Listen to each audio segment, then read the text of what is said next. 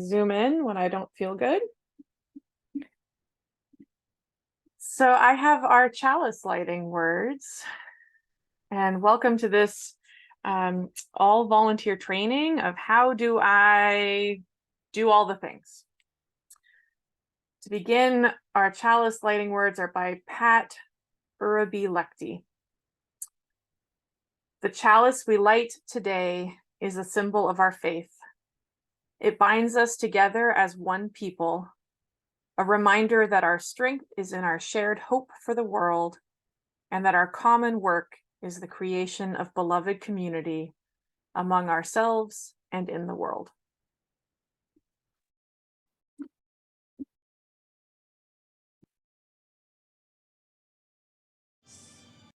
So with thanks to Reverend Sara for the idea of this training today and for beginning to put it together, what we want to do is answer some questions that we typically hear about how to get things done here.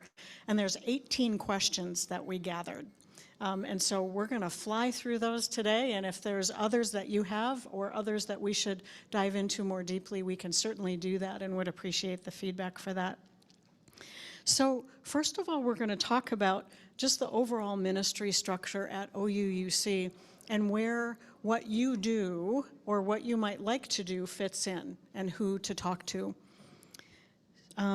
So what we'll hope you do is learn what the structure looks like, where does your team fit in, who's your staff liaison, your ministry lead. So if we could have the first slide then. Yeah, this is the how do I. So the first ministry area is the spiritual life ministry, and I'm the staff lead for that, and under that is things like worship. So if you're interested in being a celebrant and helping with the worship on Sunday morning, I'm the person to talk to. The pastoral care team is a team that I work with. There are a bunch of spiritual practices groups, like the Buddhist group, the Christian group. Reverend Sara's running the pagan or earth-centered group.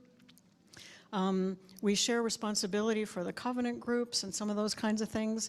And then I would say the other thing the other couple things under my ministry area that you might be interested in is the Share the Plate. There's a team of congregants who make the decisions, solicit applications and make the decisions about who we share our plate with, and the partner church team for our partner church in Kisholamos. So I'm the person to talk to about that. Reverend Sara, you're up next. Yes, so I have a few ministry areas, which the first of those is the faith development ministry area. So I'm the staff lead or staff liaison for all the groups and teams that do all ages faith development programs. So babies, children, teens, youth, and adult faith development. Also for book groups and the small group ministry programs, the Soul Matters circles, and so forth. I'm also the staff liaison for Faith in Action ministry, and I really love how these two ministry areas go together, our faith development and our Faith in Action. And Faith in Action is all of our justice and Faith in Action programs. We currently have an economic justice team, the environmental action team, an anti-racism, anti-oppression team. And this ministry area is also structured such that we have a leadership team for Faith in Action that also has liaisons with other Faith in Action efforts, including people who pay attention to what's happening with Faith in Action at the UUA and some of our advocacy networks. And then could I have the next slide? So community life ministry would be all of our social groups, the welcome teams. So the Sunday morning ushers and greeters and the member engagement team and folks who are working on how we welcome and engage newcomers in the congregation, and the Thursday dinners.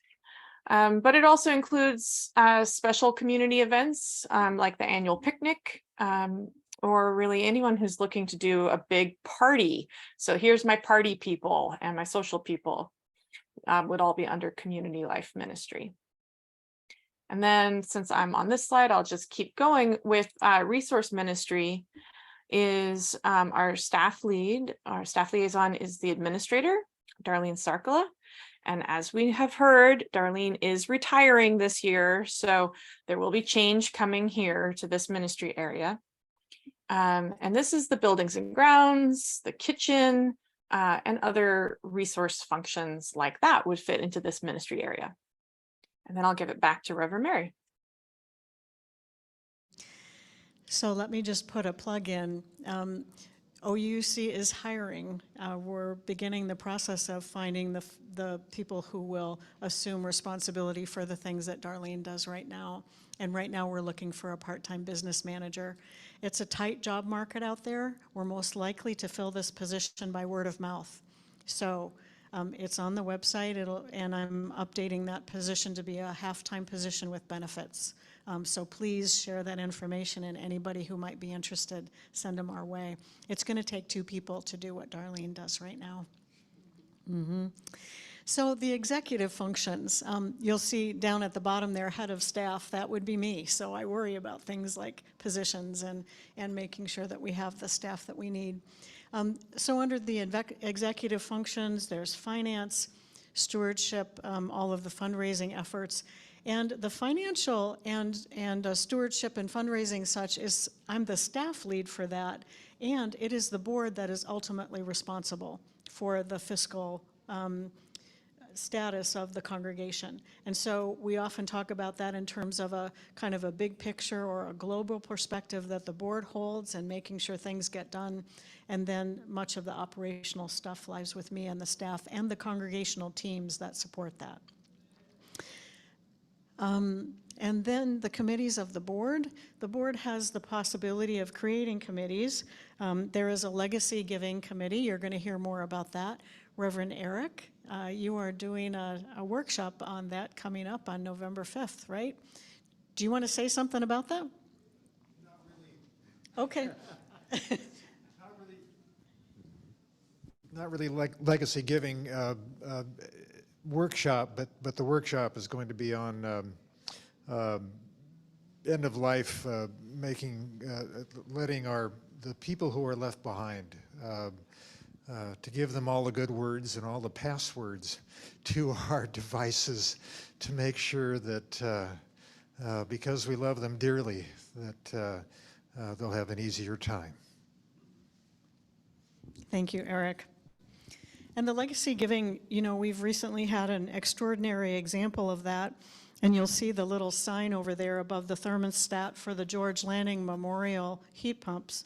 It really was the gift from George Lanning that allowed us to upgrade and replace dying furnaces here, and allows us to have a, you know, an environment and air circulation in these COVID times that help us all stay safe and healthy. So not a small thing. The board also created a task force to look at the reserve study and how we maintain this building that is aging, just like all the rest of us. It's a 30-year-old building now. And then the board is this year creating a committee that will focus on how to fund OUUC's mission. So any questions before we go to the next question about reserving space and equipment? Are there any questions about the structure or anything that you want to say or ask? I'm curious about the financing. Let me give you the, because the folks online can't hear you without the mic.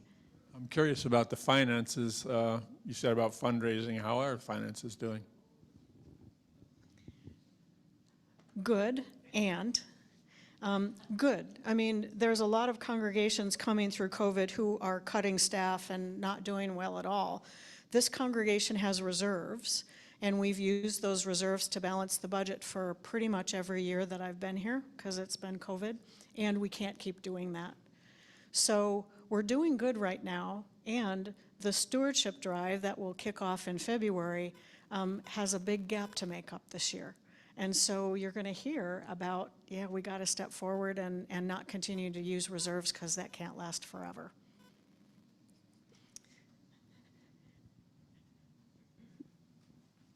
Thank you.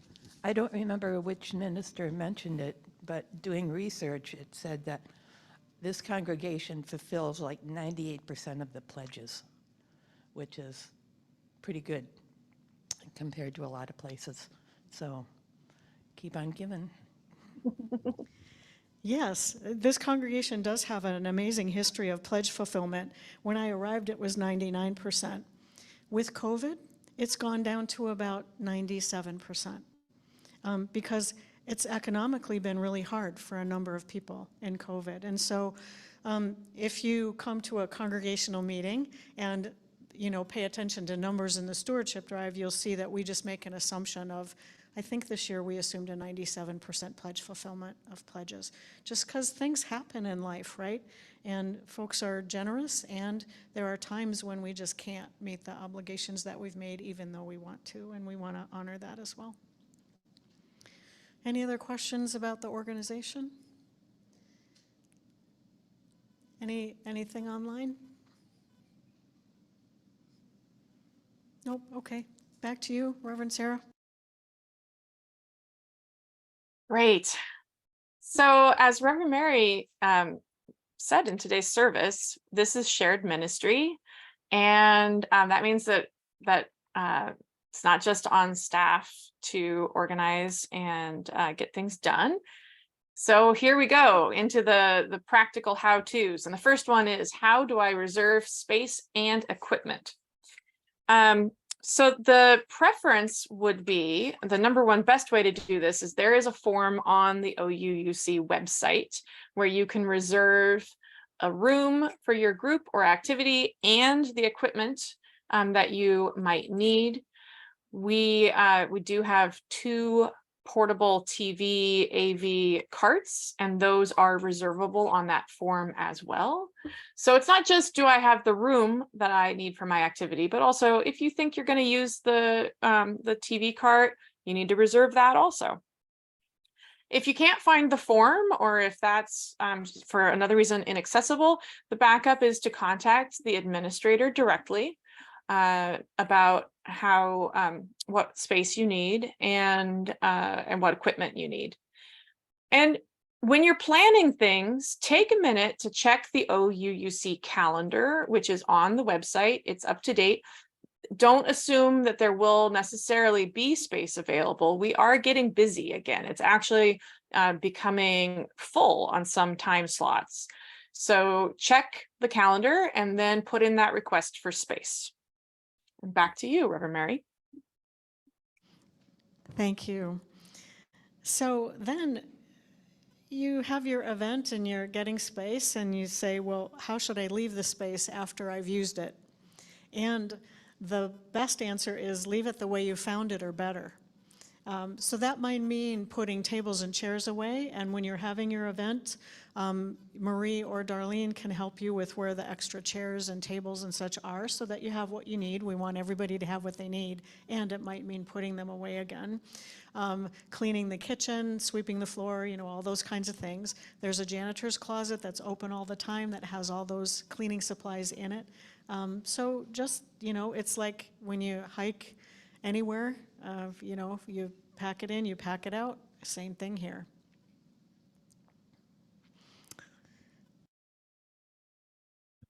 Yeah, and then if your event is happening anytime outside of church office hours, you'll need to get access to the building. And if you're working with a staff liaison, they can help you with this. The other thing to do is to contact the administrator. You can be issued a key. Some folks have key cards to get into the building. And if you unlock the building, the really important thing is you're responsible for making sure it gets locked back up again. So anytime you unlock anything, make sure it's locked again afterwards. And really, this can be a group effort because we also have a tendency sometimes to unlock a side door or so forth. And if you're not the lead for that activity, let somebody else know that you unlocked that side door so that it can get locked again. We do want to make sure we re-secure the building. So this is a shared effort. And back to Reverend Mary. Thank you, Reverend Sarah. If you're here on Thursday nights, often Sarah and I are the last to leave, and usually our conversation will be, okay, I've checked the commons and the RE wing, you got the front doors, right? So that's just what we do, is check all the doors before we leave the building. So then, how do I make copies? You might need copies for a class or for your group or for yourself. You know, maybe you want a copy of a sermon that you heard or a copy of the reading. So the copier is in a workroom, which if you're here in the sanctuary, you can see it's that window right across the commons there. It's the room that's across from the kitchen next to Darlene's office. And it is locked because it's also the office for Troy and Marie in particular. So there's a code to the office, so you can get in. If there isn't a staff person here, get that from Darlene. Or usually when the church is open, that office is open as well. Darlene can show you how to work the copier. It's pretty straightforward and not a big deal to use it. If you're going to make a lot of copies or you need color copies, that's a good thing to talk to Darlene about, because then our discussion is often, like when we run flyers for BB&B or for the stewardship drive, we might take those to a printer rather than print them here, just because it might be more cost effective. So that's just part of that discussion. And that means thinking ahead a little bit. So, but totally fine to make copies and happy to help you do that. I just want to throw out an idea that, you know, the library provides, it's something extraordinary, like $70 worth of copies for each member that has a library card. So now when I'm facilitating groups for the community, I go to the library and get the copies. And I know it would be, if people that were here, you know, rather than, you don't have to go to a printer, you can go to the library and get them for free, because it's a community service. Thank you, Dorothy. Any other questions about these nuts and bolts before we move to communication? Mm-hmm. You'll come back. The information about how to use the AV equipment and so forth, what if you need a person? Oh, okay. That's one of the common questions. How do I get a tech person? How can I have Carbon right next to me when I'm having my meeting to help me with whatever I need? We'll get there. Did you have something else you wanted to say?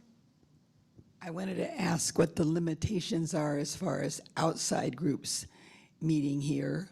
Like if I'm part of a group that's looking for a meeting room, do we have some rules about who can and who can't, and how do we do that? No, that's a great question. There's two limits, I would say, on outside groups meeting. One is just space. So that's when checking the calendar is important. Outside groups meet here all the time. So it's talking with Darlene about the calendar and what's available. And just along those lines, I'll say the board was looking at doing a half-day retreat in November. And so we picked a day, and I looked at the calendar, and there's only one room available in the whole building that day, and it's the youth room. So, you know, the board gets the comfy couches, but still, every room is going to be full on that Saturday. And how great is that, right? The other limitation we have is, as a tax-exempt organization, there are rules about how we can use our building and not lose that status. And Darlene keeps track of that. We don't even get close to that every year. It's who can raise money and, you know, all that kind of stuff. So if a group just wants to meet here and they're not raising money, they're not collecting money, all that kind of stuff, not a problem. We do want groups to be in line with our mission. We probably wouldn't invite the Proud Boys to meet here, for example. But other community groups, for sure. If there's going to be money in fundraising, then we got to talk about that. I'm curious, is there a rental for groups that meet here? Excellent. Yeah, for sure. There is a rental fee for using the space, and we appreciate that. And, you know, we always ask for donations. Thanks for asking. Anything else? Reverend Sarah, you want to talk about communication? Yes, this is one of the most common questions we get. How do we get the word out? And it makes sense because in the last little bit, we've added a bunch of new communication routes and platforms. So I'll just go over a few of these. A great way to get the word out about your event is to make sure it gets into the Tuesday update email. There is a form online to get your announcement into that email, or if you can't find or access that form, you can contact the administrator, Darlene. You need to have it to Darlene by 1 a.m. on Tuesday. This is an email that goes out on Tuesday, so that's the deadline for getting it to Darlene. We also send out a second email each week, and that is the Spark. That goes out on Thursdays. Announcements are more rare in the Spark, but if you have a desire to have content added into that, the people to contact are Reverend Mary and myself. And the deadline would be Monday. Earlier is better if you want to get anything into the Spark.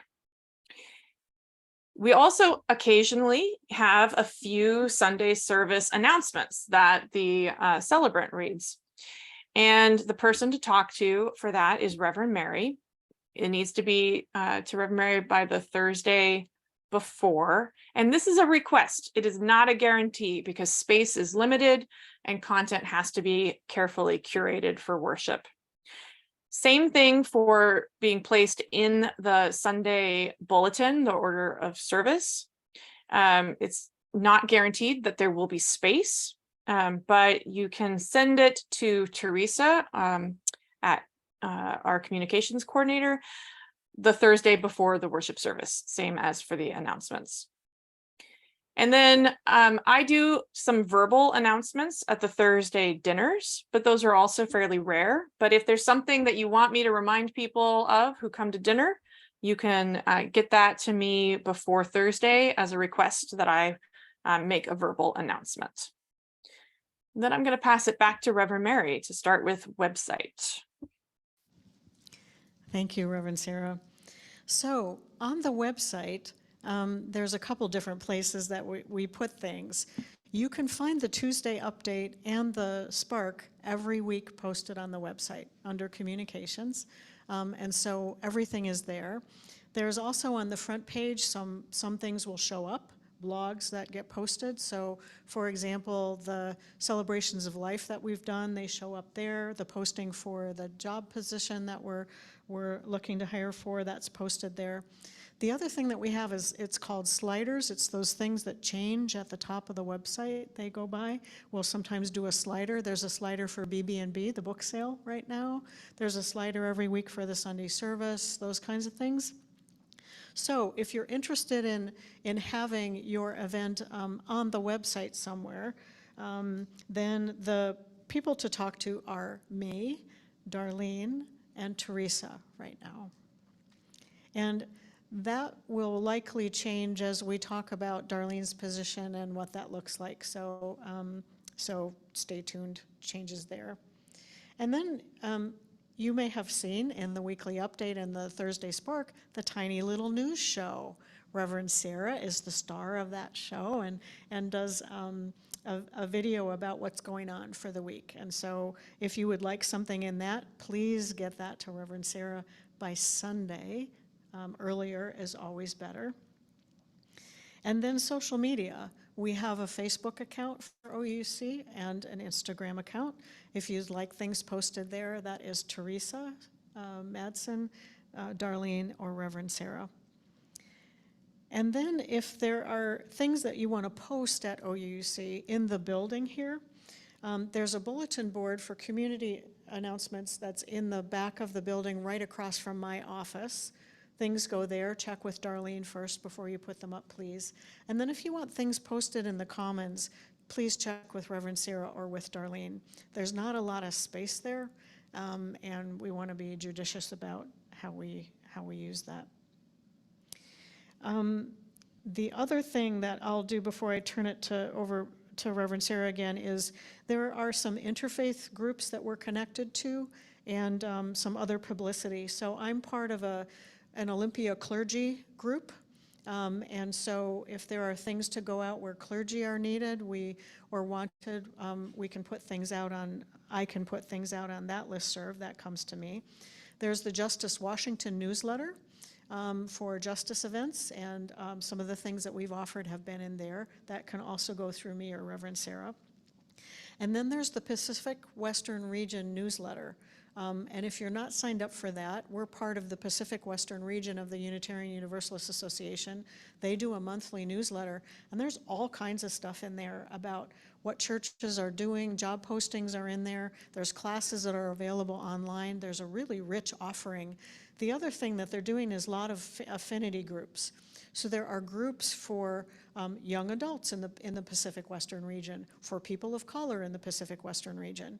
And so it's a really great source of information. So you can sign up to get that newsletter yourself, and we can also put announcements in there. Reverend Sara, back to you. Yeah, so as mentioned, if you want to put things up in the Commons, like posters or signs, talk to me. But also if you have brochures or you want to have a presence with a table and do any sort of collection or be handing out information or talking to people in the Commons, you might have noticed that during coffee hour, it can get a little bit crowded. And so I do have a schedule to try to make sure that we don't overfill the Commons.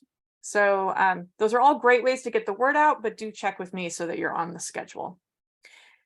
Another great way to get the word out is just to talk to other people, personal conversations and word of mouth. And this is something that we would love everyone to do, especially if you realize that you're talking to a newcomer and they are mentioning something like, oh, you know, I've always been looking for a place where there was a Buddhist meditation group.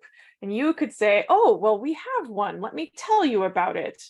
And that would be a fabulous way for you to help spread the word and help people know what's happening. The bulletin boards, again, are check with Darlene. Direct mail, you know, it's like sending things with a stamp and it goes to people's mailboxes and it's like a physical thing. That's a possibility still. Talk to Darlene if you are interested in doing any kind of direct mail. And we also have our platform Realm, which has groups, and you can send the information just to your group. There is also a way for us to send Realm announcements to everyone who's in Realm. And if that is something that you think would help get the word out, talk to Darlene or Reverend Mary about that. We don't want to do that too much. We don't want to be clogging people's email inboxes up because, you know, we all get a little cranky when we get a lot of email that we have to clean out of our inboxes. The Realm groups, as I mentioned, you can send communication just to the members of your group. So if you don't have your team or your group already set up in Realm and you're interested in using that as a way to communicate with each other, talk to Darlene about getting your group set up. It's a good way to communicate internally.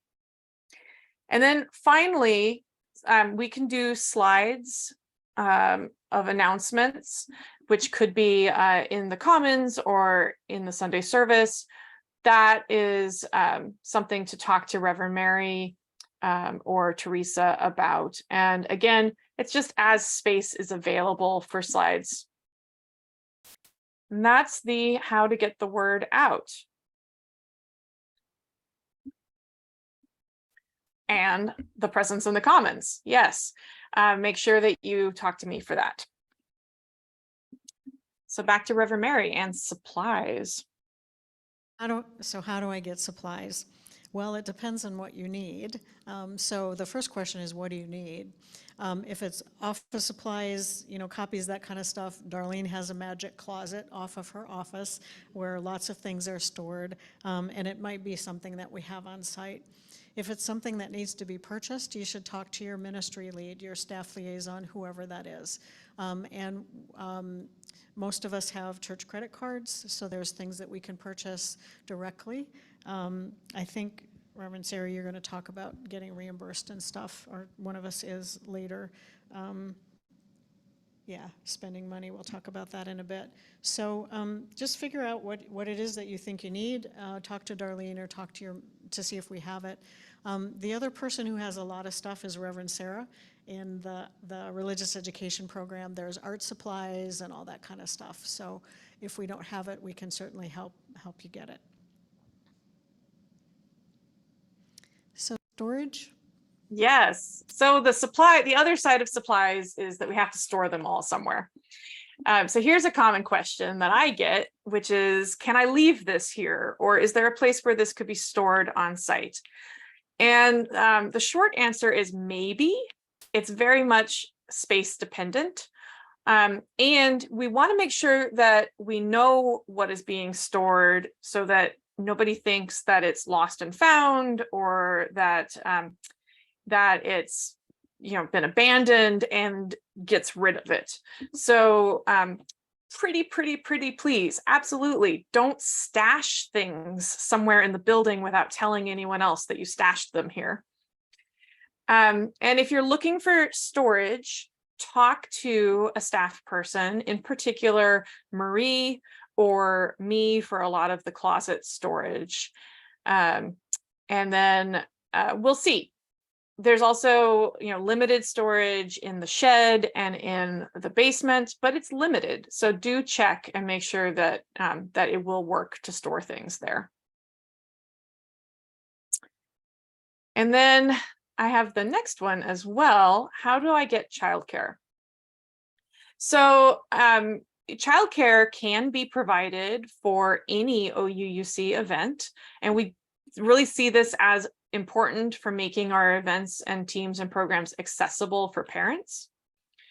But it does require enough lead time, because per our safer congregation policy, we need 2 childcare providers.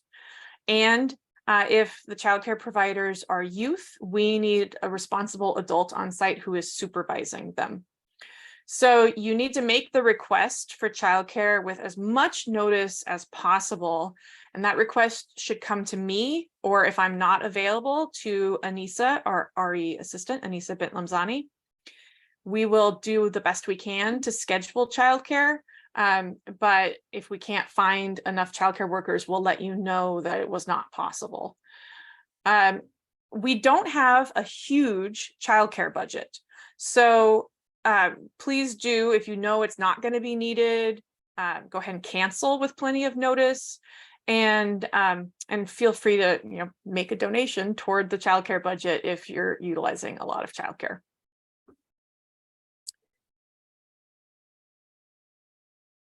I believe it's back to Reverend Mary. So how do I get involved in the music program?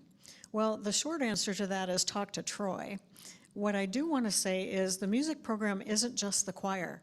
If you want to sing, for sure, talk to Troy. And, the choir is a wonderful, thriving organization that makes beautiful music. And there's a bunch of other ways to contribute to the music program, too. Maybe you're a drummer and or you have another instrument that you like to play, like James did in the service this morning. Maybe you want to contribute in that way, talk to Troy. There's also things like the cabaret that we had at the Thursday dinner this last week. You could contribute to that if you like. The choir does concerts. We have guest musicians who come through. Roy Zimmerman was here last month.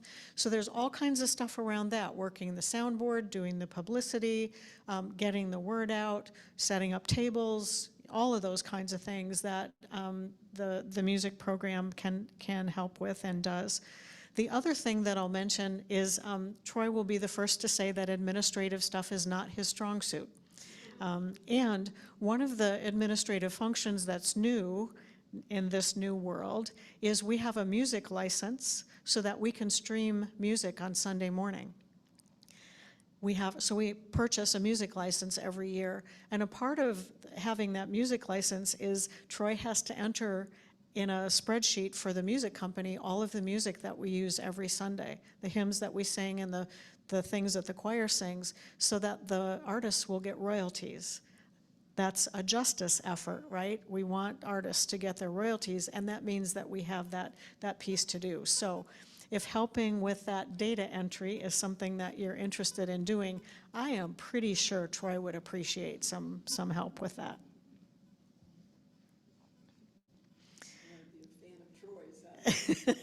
Right, yeah, I mean, it was one of those things we had to address when we went online, is to pay attention to copyrights, and we can have beautiful music and make sure that the artists that we're drawing from are getting paid in our justice work if we have a license, so we do.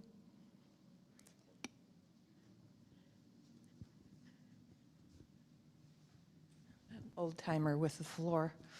I think it was wonderful. I don't know where I heard it, and I don't know if it was you or a prior minister, but to ask the choir members, it's not required, but maybe expected that they are church members.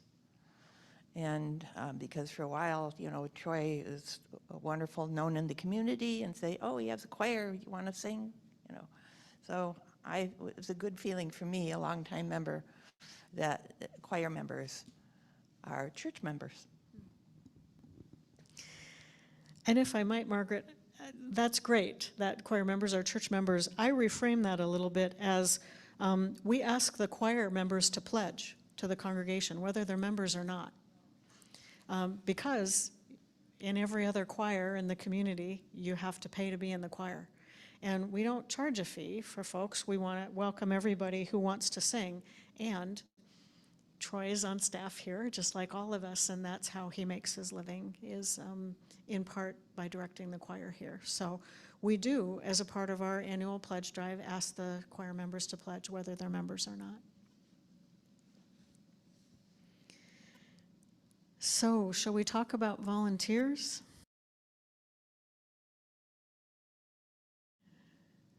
And how to find volunteers. So, this is one thing I just want to say. When I arrived, one of the vacant position that existed here was a community life coordinator.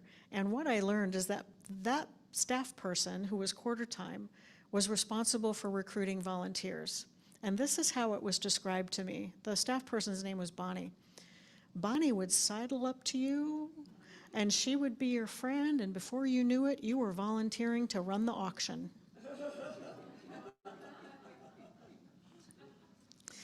And someone said to me when I arrived, without Bonnie here, you have to be the chief arm twister.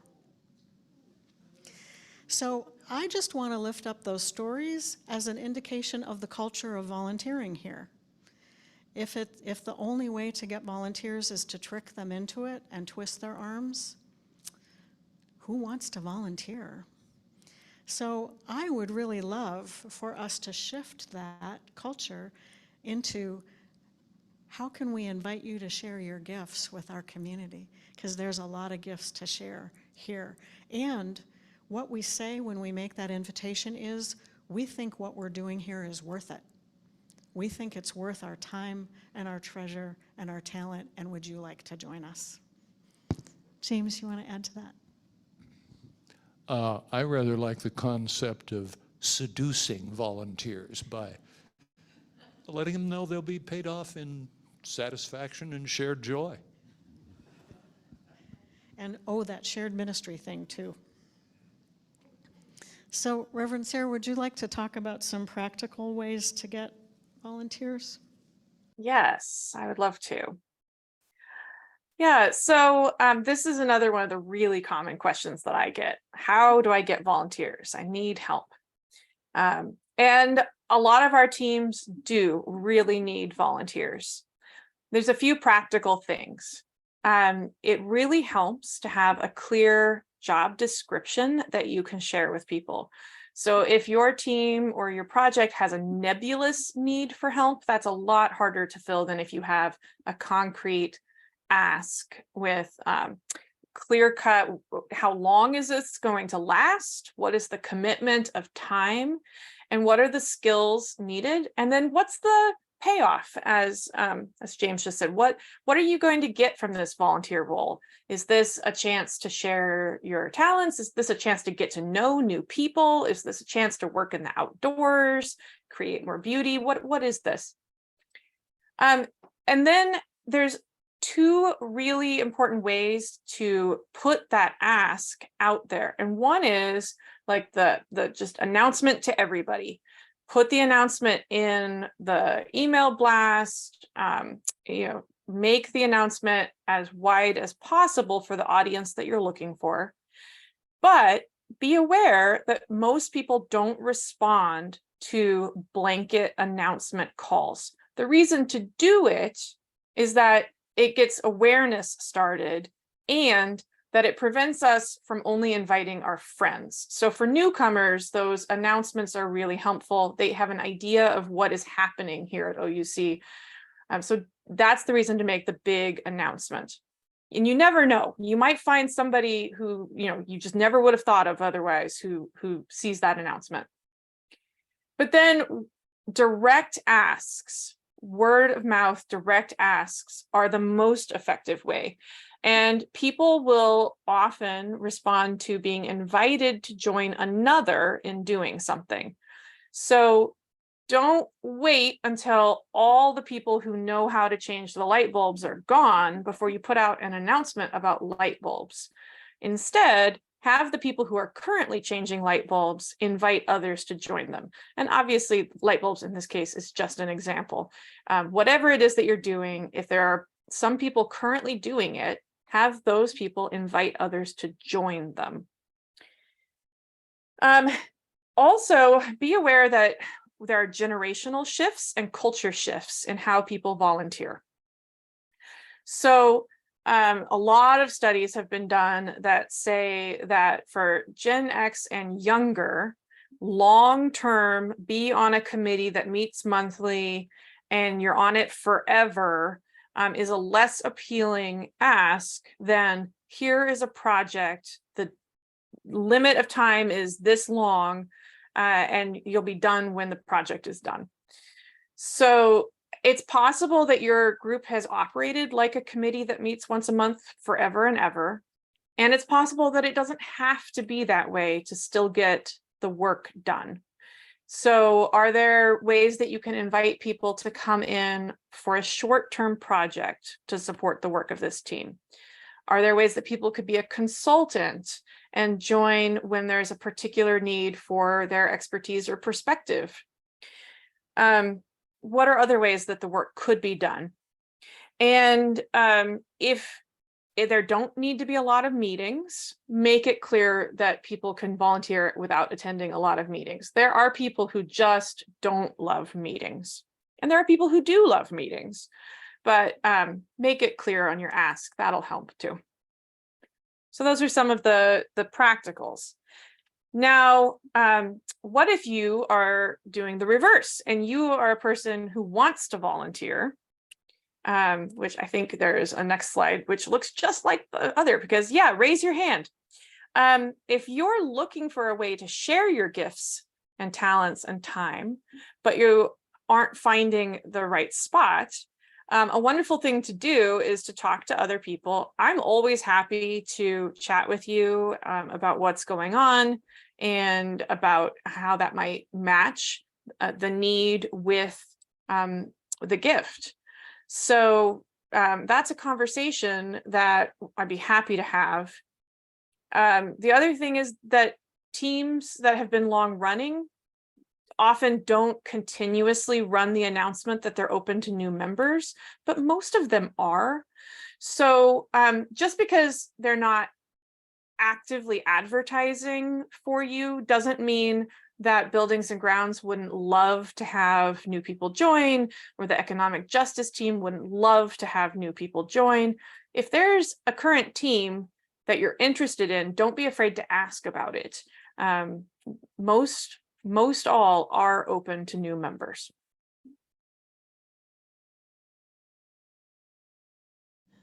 So next to Margaret's question, how do I get tech support? Oh, Alex? I have a question about volunteers. The previous church that I grew up in was one of those really big executive-sized churches of 600 plus people with lots and lots of programs. Their volunteers had to do quite an extensive training, and especially if they were working with children. Is there like first aid CPR requirements for if you want to work with the kids? What kind of does that look like? And are there trainings available for that, or what kind of trainings are required for that type of work? Yeah, let's go. Are you tossing that one back to me? Yes. Thanks for that question, Alex. That is a great question. And we will have one of these trainings later this year that will be specifically about working with minors and our safer congregation policy. But yes, there are a few volunteer roles that are not quite as open to all comers and that require more training. And working with children and youth is one of those. According to our safer congregation policy, you need to have been known to the congregation and to specifically to the staff who, that's me, who screens volunteers for children and youth for a minimum of 6 months before you can volunteer with children or youth. And there is a required background check and required training. We don't actually require full first aid CPR training for everyone who works with children and youth, but we do require it for our childcare staff and for the RE staff. So there should ideally always be someone on site with children and youth who is first aid and CPR trained. So yeah, that one does have a few more training and background check requirements. And there may be other spots that are like that as well. Yeah, thank you for that question. And there will be more about it in a future all volunteer training this year. So how do I get tech support? Well, again, it depends on the event and it depends on what you need. As we're planning OUUC events, that's always one of the questions. Is this going to be multi-platform? Are we going to stream it, record it, store it? So what tech support do we need? A sound system, all those kinds of things. And we're certainly happy to have that conversation with you. The first step is to talk to your ministry lead, your staff liaison about that. We have 2 folks on staff, Teresa Madsen as our tech coordinator and Carbon Marshall as our tech specialist. We have Kate, who's here today, who comes when we need an extra pair of hands.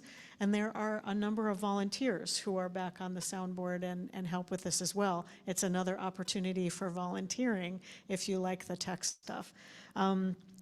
I will say that our tech staff is very part-time. And in honesty, there are only 2 staff at OUUC who are full-time. That's me and Reverend Sara. Everyone else is part-time. Everyone else is part-time. It's not what we need, it's what we have.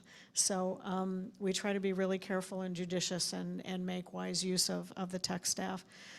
What's the event? What's needed? And are there other things available? Other people available? There are congregants who are trained on Zoom, for example. Some people got really good at Zoom and can host Zoom meetings. Some people can do the setup for the sound system in the Commons. So check in with us if you think you might need tech. We can also train folks and are happy to do that as well. Another piece of the technology is the TVs that we have and how to hook up a laptop, and we have it's called an OWL. It's a 360-degree microphone and camera. We can help you hook all that up, and there's instructions written out and show you how to do that as well. So, and then we're going to talk a little bit about money. I don't want money to overtake things because we can talk about money a lot, and if there's a need for more information, we certainly can. So just a couple of questions. How do we get a budget? Well, if you're a committee or team that's been around for a while, chances are you already have a budget. and talk to your ministry lead if you don't know what that is. If you're a newly forming committee or team, then we need to get you into the budget perhaps. And how you do that again is talk to your ministry lead. We're going to enter the budget planning process here before long. I'll be asking all the staff to get their budget needs together from all their teams and committees and gather that in January. And then that goes to the stewardship team, and that's how we figure out what to ask for in the stewardship drive, is what we identify in our needs. And then, depending on what the stewardship pledges look like, then we figure out what the budget can look like going forward. I work on that, a finance team works on that, the board works on that, and ultimately, what the church's budget looks like is based on the vote of the congregation. So you all vote, all the members vote at an annual meeting. It'll be the beginning of June this coming year. So that's what the budget process looks like. And a good portion of our budget, 80-some%, maybe even 90%, is the congregational giving. It's based on the pledges of the congregation. So, Reverend Sarah, to you about how to spend money? Yeah, because if you have a budget for your group or team, but you don't know how to access it or spend it, then what good is that?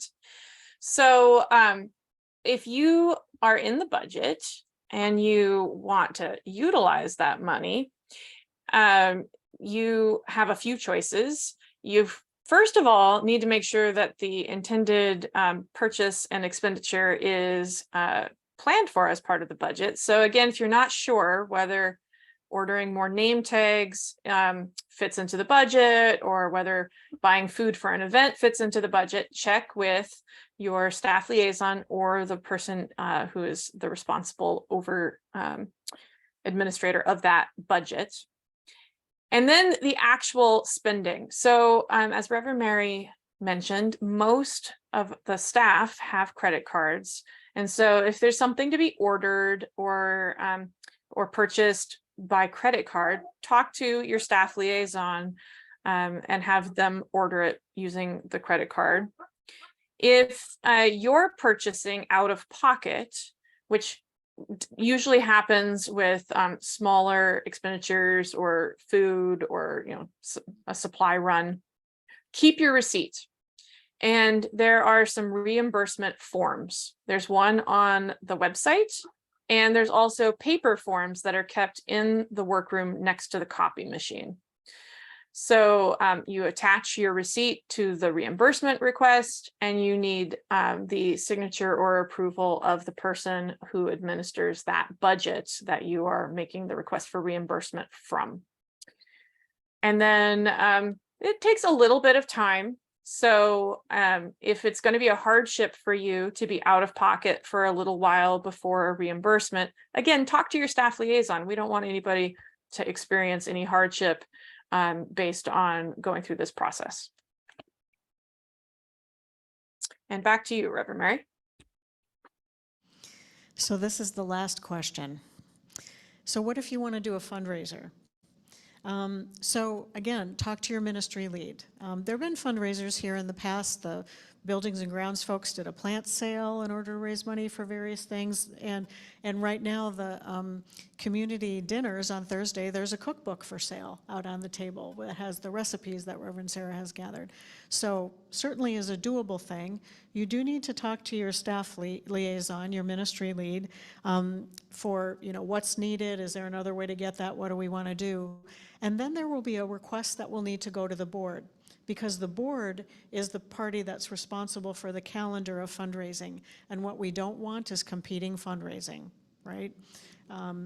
You don't have the book sale at the same time as the stewardship drive, or you don't have the auction overlapping with something else. And so the proposal then will go to the board for where does this fit in the calendar, and is this looking okay? So then that's the questions that we came up with. Margaret, I see your hand, so let's. Yeah, this is interesting because one of the founders of our, since the 50s, Gladys Burns, a group of League of Women Voter people have worked to establish a fundraiser in her name at the community college. how would we get that information to people here? Right, so that's a community event that we can publicize in all the ways that we publicize things here. That's a communication thing. It can go in the weekly update, there can be flyers on the bulletin board, those kinds of things. And if I could jump in there, you put me up there. Okay, thanks. So I wanted to jump in answer to that also, Margaret, that we have been publicizing that fundraiser for the Gladys Burns Fund. Reverend Carroll contacted me about getting it into the announcements, and it's been in the Tuesday update for quite a while.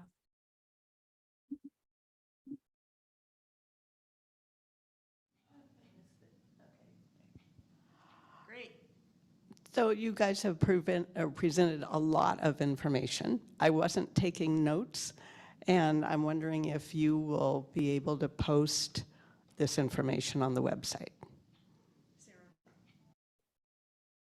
Yes. So this this training has been recorded. And for all of the volunteer trainings that we're going to do once a month, I am collecting all of the recordings and slideshows and notes in one place. So that will be linked in the leader resources on the website. And you can go back to it, and those who were not here today can also go back to it. Thanks for asking, Alice. Claudia? Good memory. I first contacted the church in January of this year, and one of the things that I did was scour the website, and I found a document that was about how are we structured and what are the groups and what can you do. At the time, it hadn't been updated for a long time. I don't know if it has been since then, so I'll just say that for myself, that was an entry point that didn't work out too well, and my background is in administrative support, so I could just put forth a volunteer offer right here that I could work with somebody to help update that if that would be helpful. I could kiss you, Claudia. Thank you so much. We'll be chatting. Okay. Yeah, we haven't updated that, and that's there. I'm in conversation with someone right now who is doing an assessment of our website, and we'll come back with a proposal for updates. So yeah, something that gets pushed on the back burner. So thank you. We'll chat, Claudia. I really appreciate that. Mm-hmm. I was just wondering, aside from this presentation being posted, is there already just a list of who to go to, the administrative leads, their name and what they cover? Yeah, so we're all listed on the website with staff titles and such. I think it's probably the organizational chart that you're thinking of that used to be there that we took down because it was inaccurate and we just haven't replaced it. So, so I think what you're looking for is more like an organizational chart, right? Who to talk to. Like what you had in the beginning. Oh, what we had in the beginning? Okay. For sure, we could put that up. That would be pretty simple to do, who to talk to. Yep, for sure. Is there a place where we get a list of all the committees? Because I recently joined the memorial, or whatever it's called, you know, when there's a memorial here. And I didn't even know anything about it till I attended one, and I just told Melanie I would. So I'm wondering, and I just want to also put in a pitch. I helped on the grounds yesterday, and we had such a good time. And there was a member who's been here for 30 years, and I had not met her. Found out we had all kinds of things in common. Anyway, there was just this big bonding thing went on while we were pulling weeds. So I think I would like to remind myself what I like to do is one-time things, just show up and participate. And all of a sudden, I feel very connected to OUUC because I volunteered at 3 things this week, and it made a big difference to me. Thank you, Dorothy, for tending to your spiritual growth by service to the congregation. And thank you for that service. So one of the challenges of listing all the committees is that it is instantaneously out of date. The history here is we've done that in print, we've tried it on the website, it's always out of date, somebody's feelings are hurt, and there's nobody to keep it up. And so that's really, I mean, that's a communication challenge, right? And if I had my way, we would have a half-time communications person, but we don't. So, I mean, we'll do the best, and it would still be out of date, right? So, so I would say the best that we can do is tend to what the asks are that are out there. When we've got a celebration of life coming up, there's a request for volunteers that goes out. Every month for the grounds cleanup, there's a request for volunteers that goes out. And so that might be the best way to do those kinds of ongoing things. So those do go out to everyone? I thought I was getting them because I had volunteered, but they're general. They go, yeah, the requests for volunteers go out through Realm to everyone. Mhm, yep. This is another commercial for Realm that Sarah enjoyed during our pagan group. That Realm is like Facebook for just the church. I had been on Realm for several years just to like pay dues and do some basic information. And then I accidentally one day, looking for something else, clicked on a tab and it opened up a whole other side of Realm. And did you know that the choir has its own group and the pagan group has its own group, and every group that's in this church, this congregation, has its own group on Realm? So let's say somebody, I'm bad with names. So if Michelle was like, I'm going to work with you on this piece of music in choir, but all I know is Michelle and that she's in choir, I can go on Realm and I can look up by face, by first name, and by group, and I will find Michelle. And then I can direct message Michelle and I can say, oh, Michelle, this is who you agreed to help with music, and you can set up a date and a time with other people, and you can direct message, and you have the whole entire directory with faces, with first names, and then everybody is in groups. And then Faith in Action, if there is something for you to sign, something for you to do, a community action for you to take, that's where they also sign it out. And you can go through and you can sign up for whatever group that you want to be involved in. And it's just that easy. So Alex, I think you might have just named yourself as a Realm expert that folks can ask questions of. Is that, okay, I heard a sure. You all heard a sure. So thank you for that. Thank you so much. Are there any other questions or comments online or otherwise? Reverend Sarah, is there anything you want to add before we extinguish the chalice? I would just like to thank you all for your interest in these volunteer training topics, and to say there will be another training next month. Stay tuned for the topic. And if there are things that occur to you after the end of this training that you wish had been answered or that you'd like to see in future trainings, please reach out to me, because I am planning all the training topics and I could arrange to put that on the schedule for a future training. So our chalice has gone out, which means we've been here for about an hour, and that means it's time to end. So I'll just give our closing words with my gratitude for your time and attention and your service today. We end our gathering with gratitude for camaraderie, shared wisdom, goodwill, and support that we extend to each other in this community. May we continue to bless each other with these gifts and our gifts, and may we reflect those blessings back into the world as we minister to all those around us. Thank you all. Thank you, Reverend Sarah. Feel better. Thank you. Thanks all.